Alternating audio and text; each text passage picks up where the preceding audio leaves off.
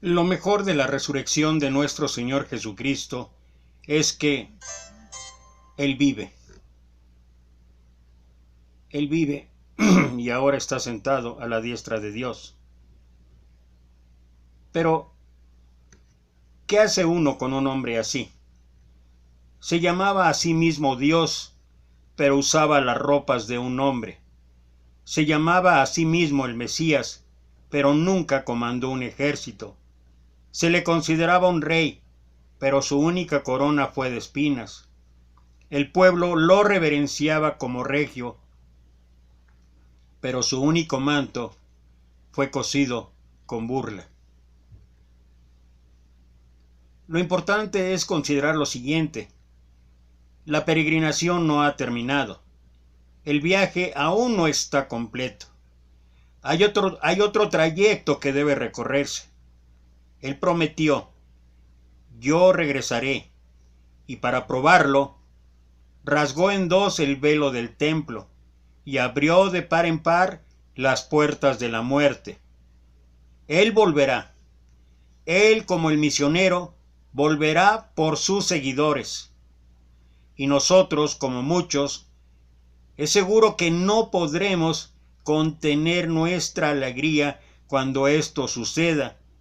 Es seguro que gritaremos: el que nos redimió ha regresado.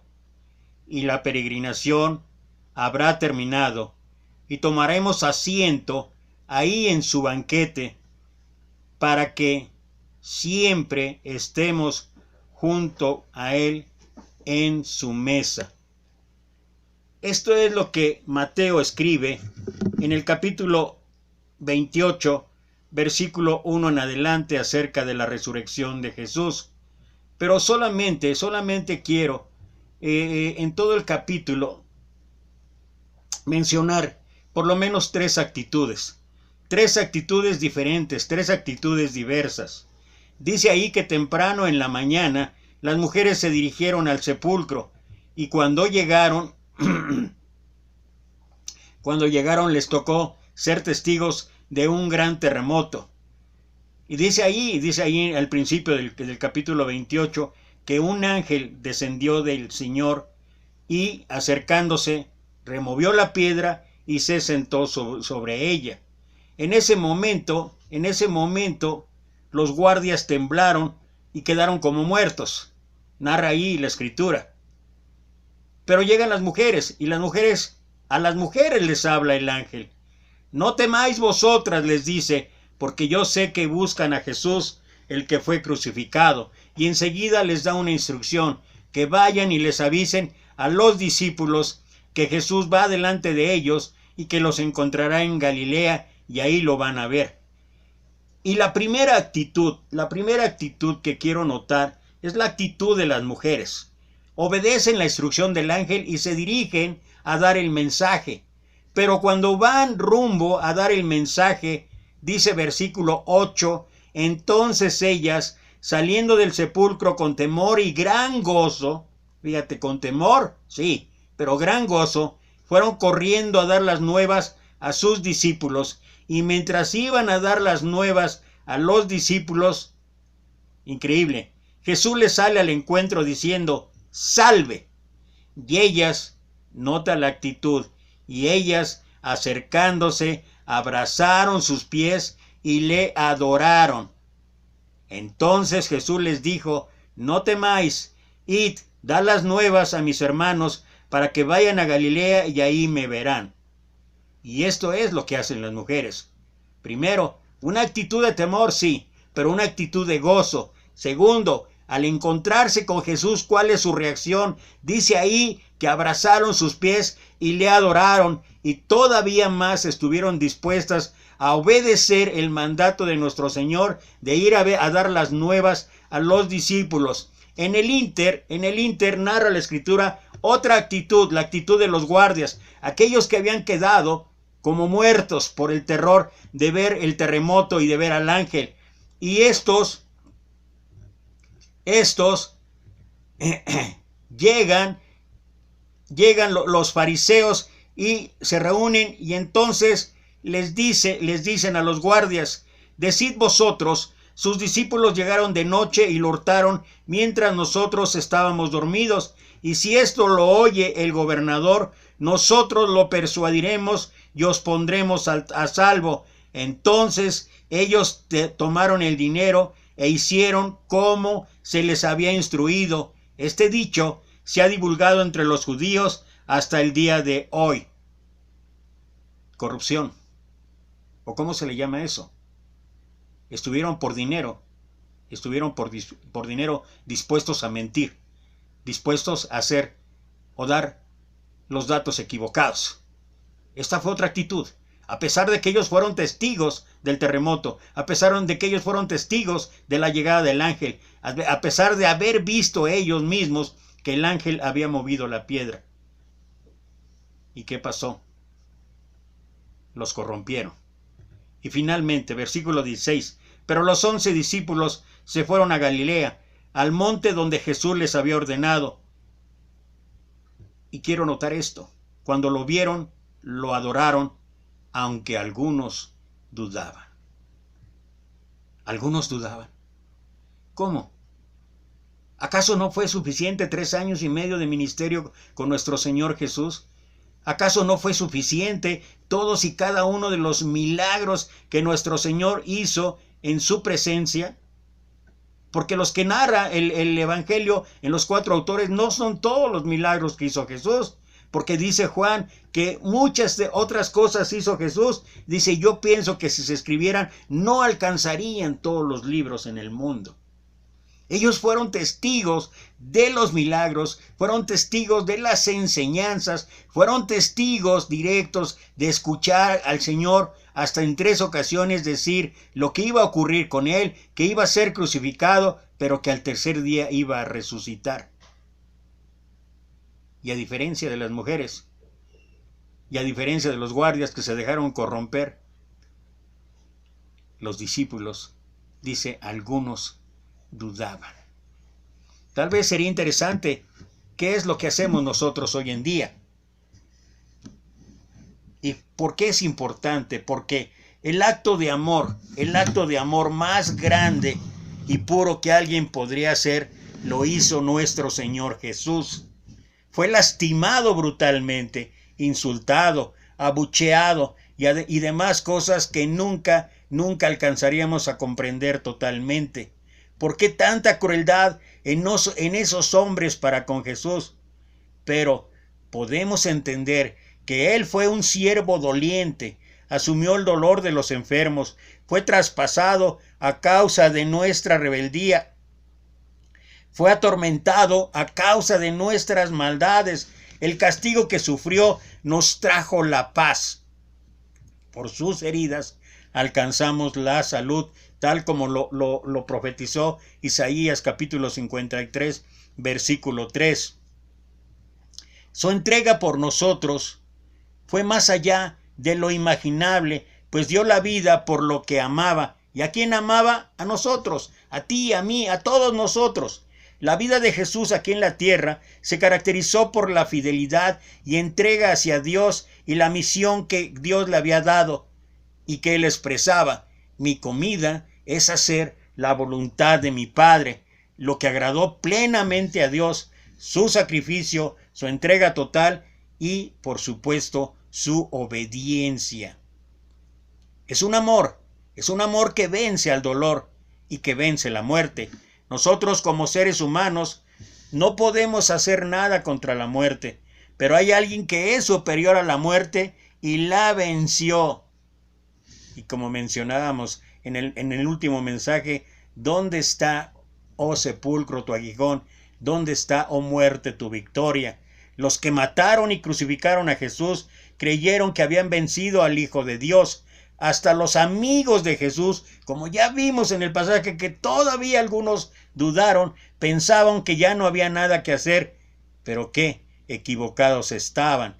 Jesús había anunciado su muerte y su resurrección hasta en 3 ocasiones, registradas en Mateo 16, 21, Mateo 17, 22 y 23 y Mateo 20, 18 y 19. Jesús sí murió y la tierra se oscureció durante 3 días, Pero al tercer día algo sucedió, algo que nadie creía posible. Jesús se levantó, salió del sepulcro, venció la muerte, porque su amor fue mucho más fuerte. Algo que nos puede causar conflicto es que la gente, cuando piensa en Jesús, lo siguen viendo en la cruz, muerto. Él fue crucificado como un cordero, pero resucitó como el león de la tribu de Judá. Él resucitó. Cristo no está muerto. Él está vivo y abrió una brecha en la historia de la humanidad. Abrió nuevamente el camino al Padre. Nos dio vida eterna y paz con Dios. Yo soy el camino, la verdad y la vida. Nadie viene al Padre si no es por mí. Dice Romanos capítulo 5 versículo 10, porque si siendo enemigos fuimos reconciliados con Dios por la muerte de su Hijo, mucho más estando reconciliados seremos salvos por su vida. Y Romanos 5:19 dice, porque como la desobediencia de un hombre, los muchos fueron constituidos pecadores, así por la obediencia de uno, que es nuestro Señor Jesús, los muchos serán constituidos justos. En Jesús podemos comprender que solo el amor es capaz de transformar el dolor, la enfermedad, el sufrimiento en una ofrenda amorosa que trae salvación, paz, sanidad y bien a nosotros y al mundo entero. Y esto es algo que debería cambiar nuestra vida. Esto es algo que nos debería motivar a una y otra vez expresar las buenas nuevas de nuestro Señor Jesucristo. Pero permíteme compartir otra reflexión que sería muy al tono del concepto que manejarían los epicúreos. Mira, primera carta a los Corintios, capítulo 15, versículo 19 dice, pero si se predica de Cristo que resucitó de los muertos, ¿cómo dicen algunos entre vosotros que no hay resurrección de muertos? Porque si no hay resurrección de muertos, tampoco Cristo resucitó. Y si Cristo no resucitó, vana es entonces nuestra predicación, vana es nuestra fe, y somos hallados falsos testigos de Dios, porque hemos testificado de Dios que Él resucitó a Cristo, al cual no resucitó, si en verdad los muertos no resucitan, porque si los muertos no resucitan, tampoco Cristo resucitó. Y si Cristo no resucitó, vuestra fe es vana, aún estáis en vuestros pecados. Entonces, también los que durmieron en Cristo perecieron. Si en esta vida solamente esperamos en Cristo, somos los más dignos de conmiseración de todos los hombres. Esto es lo que escribe el apóstol Pablo ahí en la carta a los Corintios.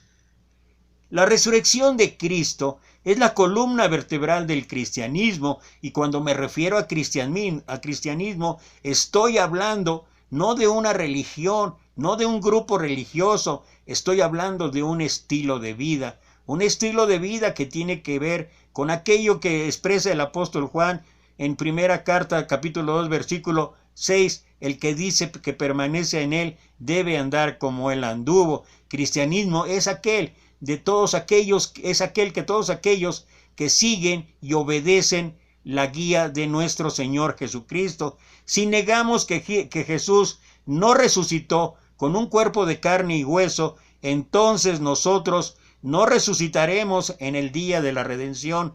De nada valdría nuestra predicación, nuestra esperanza, nuestro gozo en Dios. Por lo tanto, si alguien os anuncia un evangelio diferente del cual está en la Escritura, no le sigan. Es lo que estoy hablando de Gálatas capítulo 1, versículos 6 y 7. Tampoco debemos pensar que Jesucristo fue creado nuevamente al morir y resucitar, o que resucitó en espíritu, porque estaríamos en contra de la Escritura. Si realmente pensamos que cuando morimos el alma deja de existir, entonces no tendría ningún significado cuando el apóstol Pedro dijo en una de sus cartas, allí en capítulo 1, versículo 9, en la primera carta, obteniendo el fin de vuestra fe, que es la salvación de vuestras almas. Y también en Mateo capítulo 22, versículo 31 en 32, encontramos: pero respecto a la resurrección de los muertos, ¿no habéis leído lo que os fue dicho por Dios cuando dijo: yo soy el Dios de Abraham, el Dios de Isaac y el Dios de Jacob? Dios no es Dios de muertos, sino de vivos. Es claro que la Escritura dice que nuestra alma no muere. Así, si estás en Cristo y guardas su palabra y tienes obediencia, tu alma vivirá eternamente con Dios. Y los desobedientes al Evangelio de Cristo sufrirán el castigo eterno en el lago de fuego. Por eso es importante saber que Jesucristo resucitó al día con carne y hueso, es decir, de manera corporal. En Lucas 24, 39, 40 dijo: mirad mis manos y mis pies, que yo mismo soy. Palpad y ved, porque un espíritu no tiene carne ni huesos, como veis que yo tengo. Y diciendo esto, les mostró las manos y los pies. Es más, él tenía hambre y pidió a los discípulos algo de comer. ¿Tenéis aquí algo de comer? Entonces le dieron parte de un pez asado y un panal de miel, y él lo tomó y comió delante de ellos. Es lo que narra Lucas capítulo 24, versículo 41 al 43. También le dijo a Tomás: pon aquí tu dedo y mira mis manos, y acerca tu mano y métela en mi costado, y no seas incrédulo, sino creyente. Juan capítulo 20, versículo 27. Jesús dijo en Juan 2, 18 al 21 sobre su resurrección, y los judíos respondieron y le dijeron: ¿qué señal nos muestras ya que haces esto? Respondió Jesús y les dijo: destruid este templo, y en 3 días lo levantaré. Dijeron luego los judíos: en 46 años fue edificado este templo, y tú en 3 días lo levantarás. Mas él hablaba del templo de su cuerpo. También la Biblia dice: porque muchos engañadores han salido por el mundo que no confiesan que Jesucristo ha venido en carne. Quien esto hace es el engañador y el anticristo. Segunda de Juan, versículo 7. Hay suficientes evidencias en la Biblia para creer que Jesucristo resucitó al tercer día en forma corporal, y de esa misma forma ascendió al cielo y volverá por segunda vez. Esto es lo que encontramos en Hechos capítulo 1, versículo 11. Si nosotros pensamos como cristianos que Cristo es solamente para esta vida terrenal, somos los más dignos de conmiseración de todos los hombres. Esto es en lo que en un lenguaje sencillo habla y dice la Escritura. Si nuestra esperanza es que Cristo nos ayude solamente en esta vida, no hay nadie más digno de lástima que nosotros. Debemos meditar en esta Escritura, debemos reflexionar escudriñando y leyendo la Biblia, y no en enseñanzas que no tienen la guía del Espíritu Santo. Es por ello que nosotros debemos proclamar una y otra vez las buenas nuevas de Jesucristo, las buenas nuevas de que un día Él regresará, de que un día Él va a volver, de que Él fue a preparar morada para todos aquellos que quieren seguirlo, pero sobre todo que quieren obedecerlo. Y cada uno de nosotros tenemos esta oportunidad. Lo más grandioso de la resurrección de nuestro Señor Jesucristo es que Él vive y Él nos ama y Él está presente en nuestra vida, y con esto quiero terminar, como dice Apocalipsis capítulo 3, versículo 20, he aquí, yo estoy a la puerta y llamo. Si alguno oye mi voz, abrirá la puerta, y yo entraré y cenaré con él y él conmigo. Y ese banquete será para toda la eternidad. Padre, Señor, alabado y glorificado sea tu nombre. Gracias, Señor, te damos en esta noche, en este devocional de oración que vamos a iniciar, elevando nuestras peticiones, nuestras plegarias, Señor, sabiendo que tú has resucitado, que eres un Dios vivo, que estás ahí sentado a la diestra de tu Padre, de nuestro Padre, y que tú intercedes por nosotros, Señor, y que sigues siendo nuestro abogado. Te pedimos y te rogamos, Señor, que nos des el ánimo, la fuerza, que nos des todo lo que necesitamos para que en este tiempo aflictivo, en este tiempo de pandemia, Señor, tú sigas obrando grandemente en nuestras vidas, en nuestros corazones, que entendamos que adoramos a un Dios vivo, no un Dios crucificado. Fue parte del proceso, pero ahora Él vive, Señor, y vive para ayudarnos, vive para interceder, vive para guiarnos, vive para que nosotros verdaderamente seamos sus discípulos. Ayúdanos, Señor, y inclina tu oído para las peticiones que elevaremos enseguida, para las plegarias, Señor, que cada uno de los labios va a mencionar. Gracias, Padre, por este privilegio, por esta bendición de estar reunidos en tu nombre, y esperamos que esto suba a ti con olor fragante. Te alabamos y te glorificamos y te damos gracias en el bendito santo nombre de tu Hijo amado, nuestro Señor Jesucristo. Amén.